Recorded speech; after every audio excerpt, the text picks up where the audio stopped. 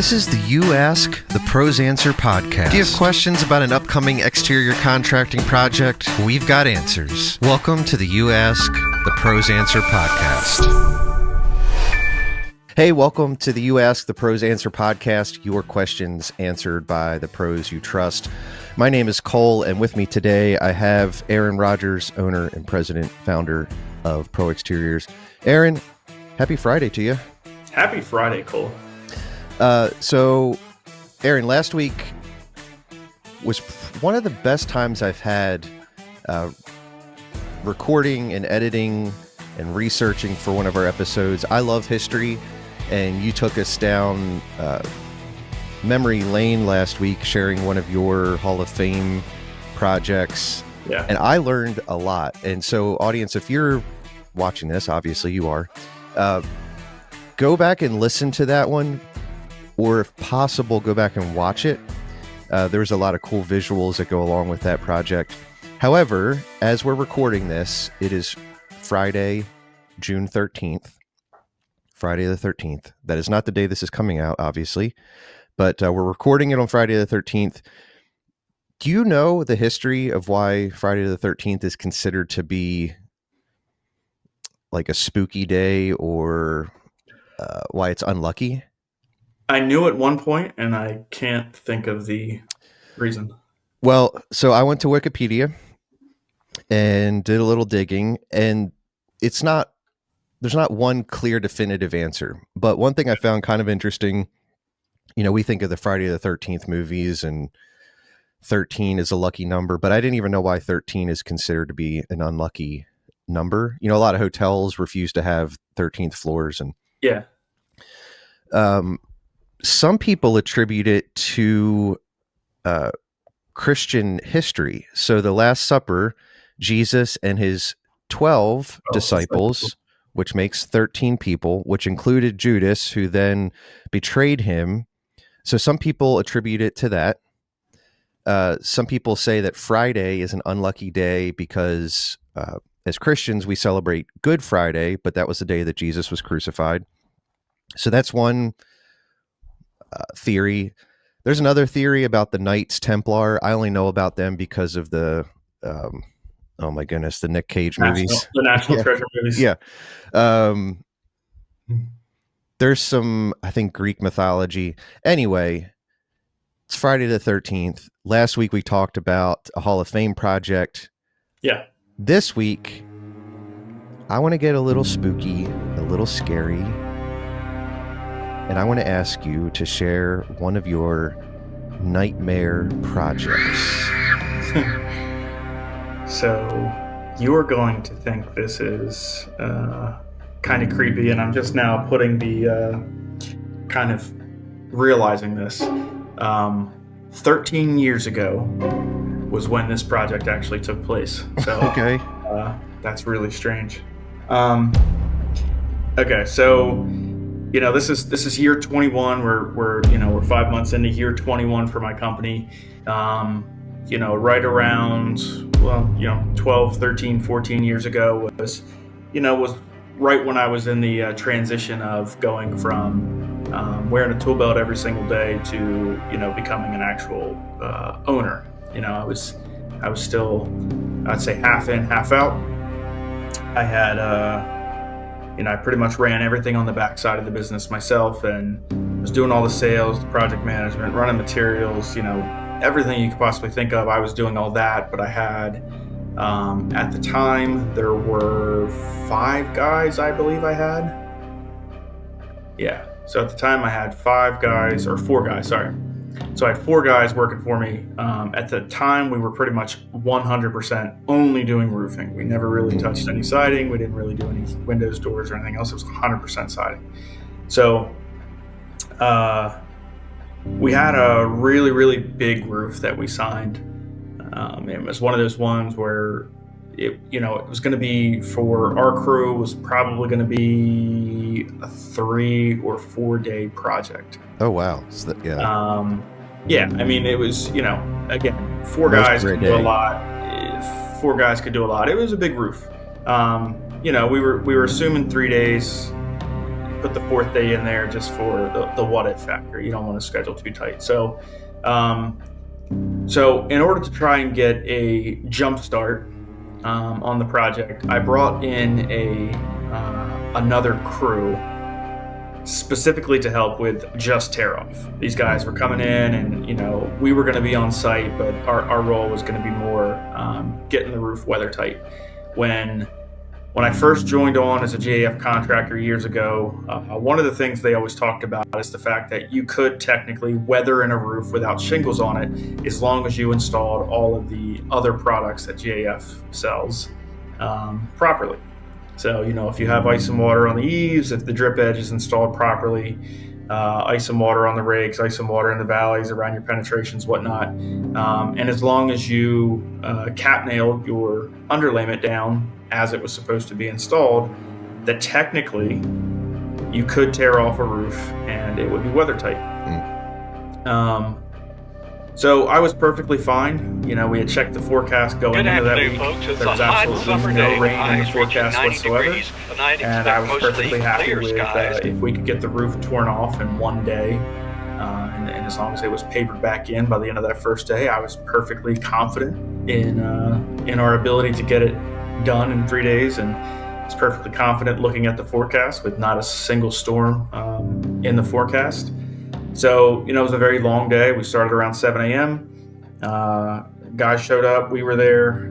Everybody just got right into it, tearing off, cleaning up. My guys, when we got about halfway through, my guys started kind of getting everything papered back in. We always tear vinyl siding. We always tear that down in order to, flash up the walls, replace flashing and whatnot.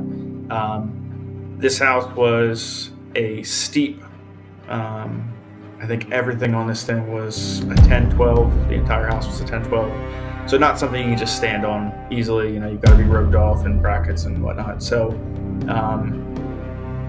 pretty much everything on the house went as planned. The house had,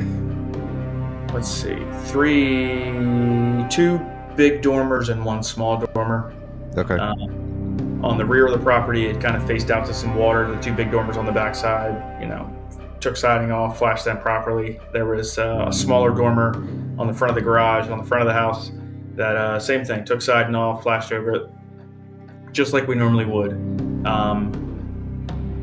The only difference is that dormer did not have house wrap on it. The two rear dormers, again, they were a little bit larger dormers, roughly triple the size of like a standard kind of pop-out dormer. This one was small, didn't have any house wrap on all three sides, and towards the end of the day, it was, we were pushing a 12-hour day. Still light out, middle of the summer. It was just one of those details that got missed. So, we're all tired. We're not really thinking, with our morning faculties, we'll say. And about an hour after we left, hour and a half after we left, we had a hellacious downpour. I mean, a storm of the century, we'll call it. And it rained, several inches in several hours. So a considerable amount of rain. I got a call at, I want to say 11 o'clock, 12 o'clock that night. Of course, I was already asleep. Wake up the following morning to my phone ringing at roughly 6 a.m. To the homeowner telling me that you need to get your ASS over here right now. We've got a disaster on our hands, the whole roof leak, yada, yada, yada. And I'm like, oh, crap. So guys usually showed up around 6:30. So jumped up, got dressed, grabbed my coffee, went outside. Guys showed up. We went over there. So it wasn't the whole roof that leaked. Shout out to GAF. They were right. It won't leak if you install it properly. The only spot that it leaked was that one dormer. So, of course, the one dormer, the ring kind of came off to a side, so it leaked all the way around the front of the dormer, which was maybe 5 feet wide. It leaked all the way down the side of that dormer, which is maybe about 7 feet or so. That was on the second floor. So it leaked all the way down the side of the interior drywall of that little second floor area, saturated that carpet, saturated the insulation, saturated the drywall, went down through the ceiling of the floor below it, which I believe was the dining room. Leaked through the dining room down into the hardwood floors below. We were fortunate that the drywall in that ceiling didn't cave in, that it didn't fall all over the dining room furniture. But needless to say, I had some extremely unhappy customers. So we came in and we moved furniture out of the way, and it started to kind of peel the carpet back to see kind of roughly how bad this whole situation was. We called ServPro in. ServPro came in and started ripping out drywall, started ripping out insulation. The crappy part about the downstairs was the flooring they had was the original flooring, so it was all hardwood floors, but it went through pretty much the entire downstairs. Oh, goodness. So it's not one of those situations where you can, replace the floor in this room, because that flooring, it's weathered over the years. Even if you bought the exact same flooring, it's never going to match. And was this engineered hardwood, or was it? Oh no, this was the true stuff. This was the real stuff. So the amount of water that came through had, a good amount of that floor starting to swell and buckle. So it ended up, at the end of the day, we weren't covered by our, we called the insurance company. We weren't covered for that particular instance because the roof was not tarped. It was a fun little lesson in life about, exactly what insurance covers and what insurance doesn't cover. So we ended up paying out of pocket for the entire thing. So ended up paying, we'll just leave it at many thousands of dollars.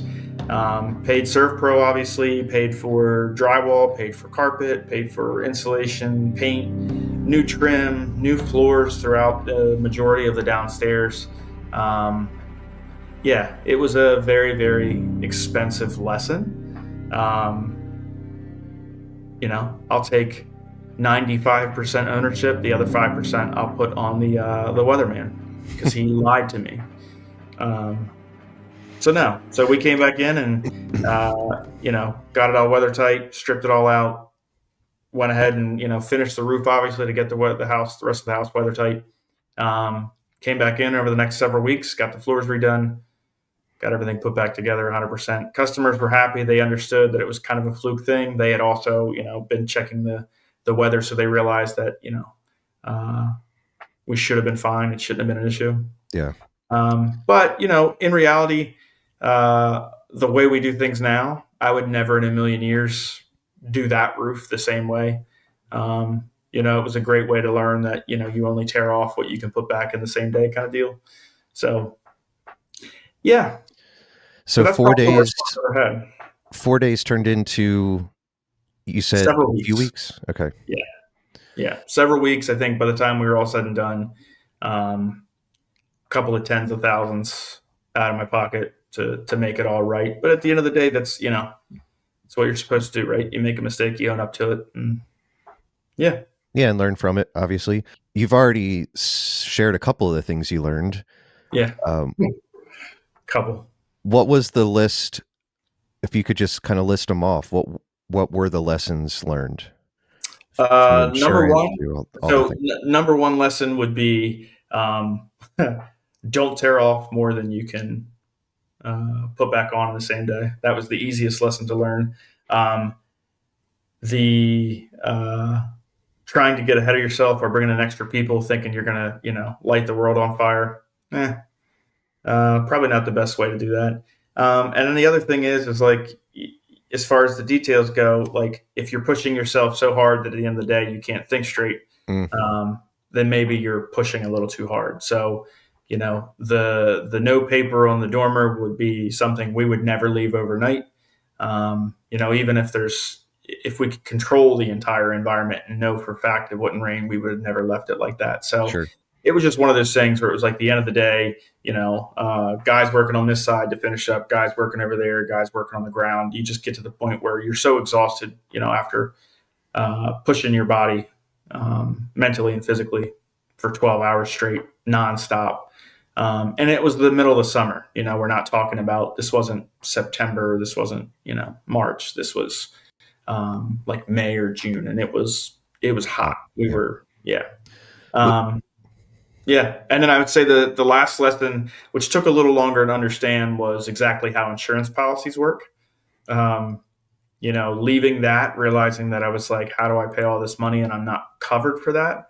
Uh, was a pretty good lesson on how insurance companies work and how, every policy is going to have its little addendums and little what's covered, what's not kind of deal. So this was before CompanyCam was utilized, right?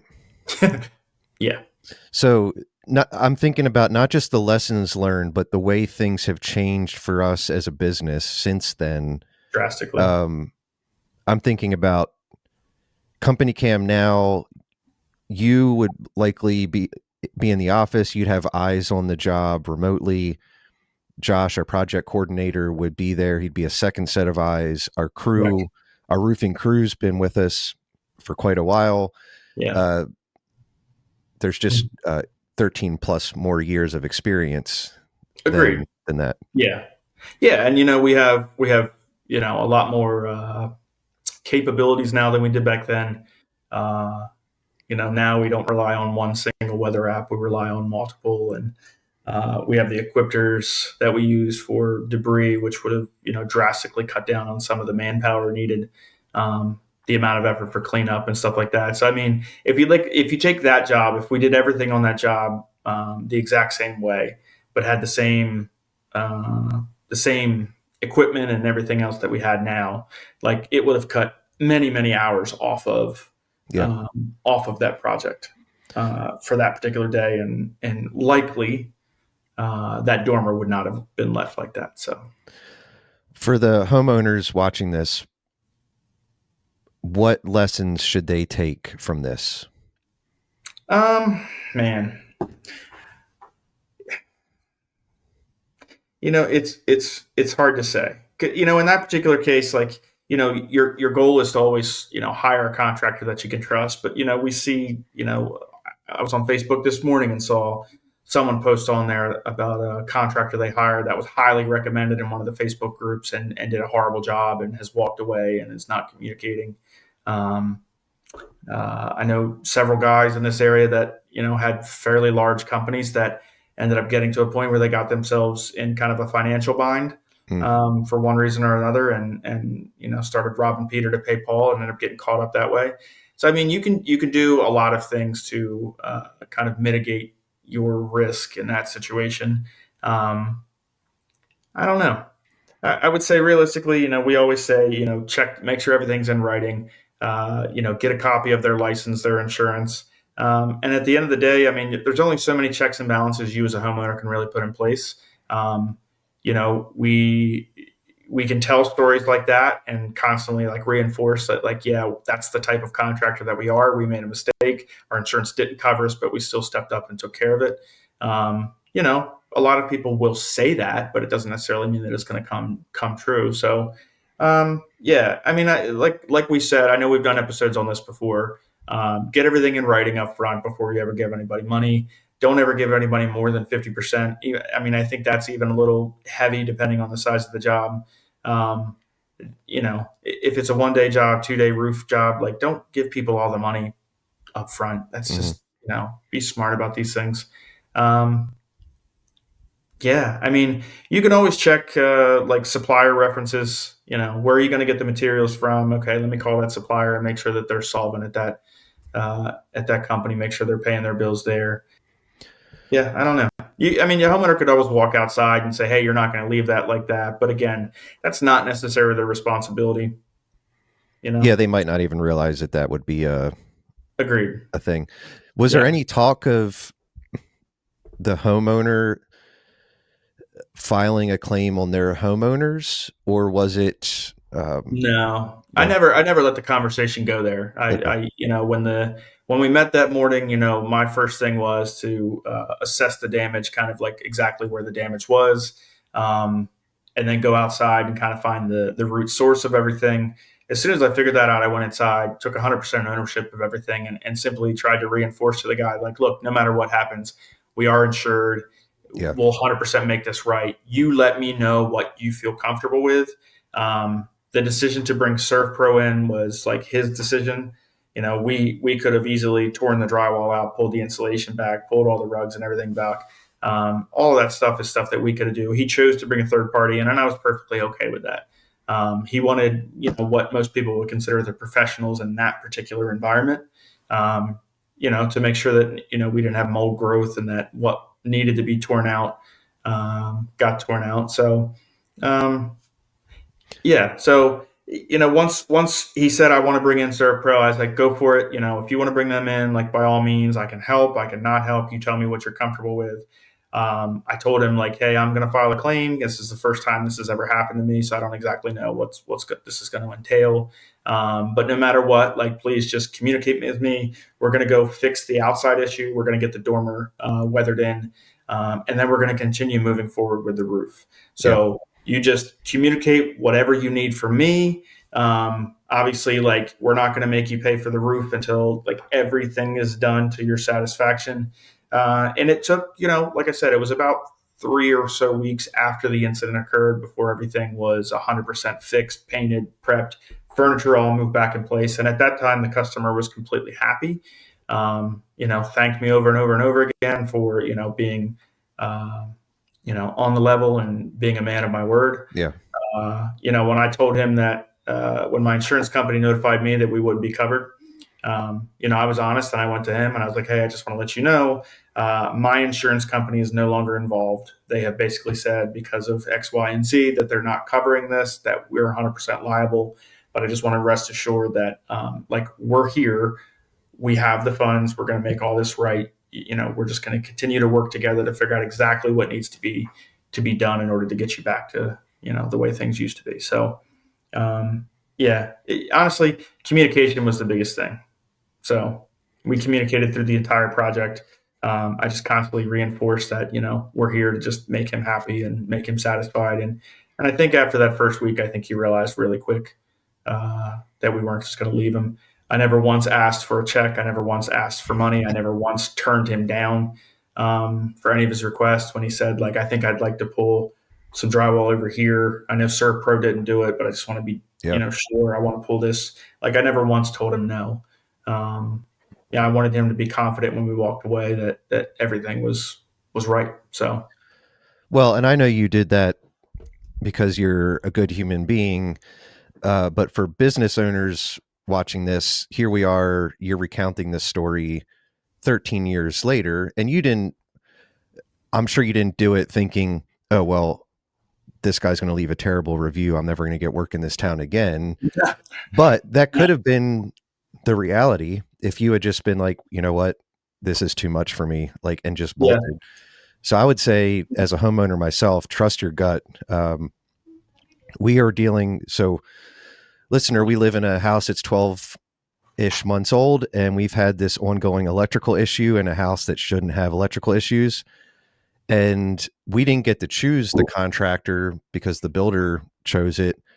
Right. But it's now taking, like, in the scheme of things, it's not that big a deal. It's a few emails, it's some uncomfortable phone calls. But at the same time, it's like, man, time is money for me, and that's time spent away from my family, and it's headaches and frustrations. And so I don't know where I'm going with that, other than trust your gut when you're hiring the person. We say that often. Yeah. Do your homework. And goodness. Well, this was not as fun as last week's episode, but I'm glad that I don't know what I'm glad to hear. It all worked out in the end. It did all work out in the end. Yeah. I tell my kids all the time that the best lessons in life often hurt the most or cost the most. And I will say that this was a very costly mistake. And other than maybe, my wallet and my pride a little bit, physically there was no pain. And here we are 13 years later, still trucking. So, it's a blessing to say that this is year 21. Those horrific times are ultimately what build your character to come to times like this. So I wouldn't take it away. Thanks for going down memory lane with me here on this Friday the 13th, talking about a project that took place 13 years ago. Here's to 13 more years of stories, more like last week's. Yeah. So, all right. Thanks, Aaron. Thank you. All right. That is all we have for you today on the You Ask the Pros Answer podcast.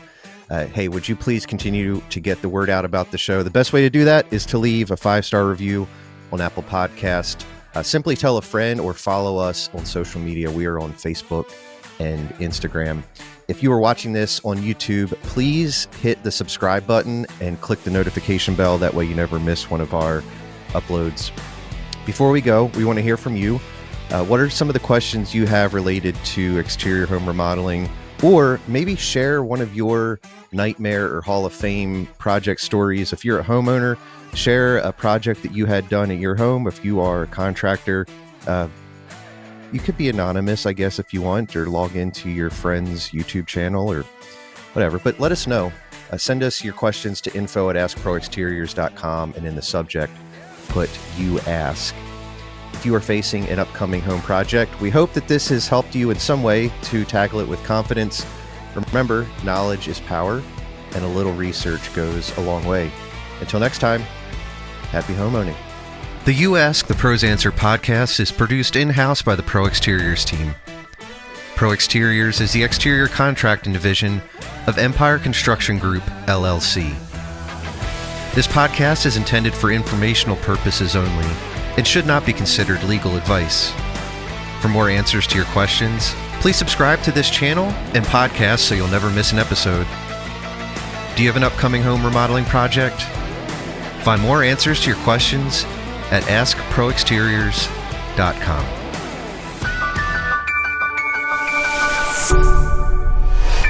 Hey, thanks for watching this video. Would you please help us out by hitting that subscribe button? That would be awesome. Also, if you never want to miss another one of our uploads, please be sure to hit that notification bell. All right, thanks. See ya. Smash like, subscribe.